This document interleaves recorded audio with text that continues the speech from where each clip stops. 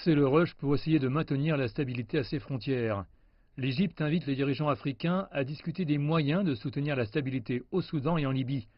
12 pays africains participent au sommet du Caire, dont 7 chefs d'État africains. Plusieurs organisations régionales impliquées dans les affaires soudanaises assistent au sommet sur le voisin du sud de l'Égypte. Parmi les participants, le Congo, qui assume actuellement la présidence de la Conférence internationale des Grands Lacs, l'Éthiopie, qui préside actuellement l'IGAD, la Troïka de l'Union africaine, qui se compose des anciens, présents et futurs présidents de l'Union Rwanda, et le Soudan du Sud, en plus des pays voisins du Soudan. Le Caire prend l'initiative de mener un travail sur la solution africaine et adopte une approche africaine sur les crises les plus graves dans la région, notamment la bataille pour Tripoli et la transition politique au Soudan.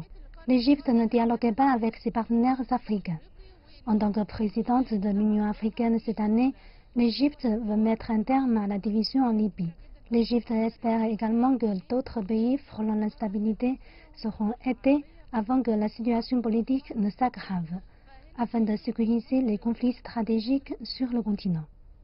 La deuxième réunion sera le sommet de la Troïka avec la présidence de la Commission de l'Union africaine pour discuter du voisin de l'Égypte le plus en proie aux troubles, à savoir la Libye.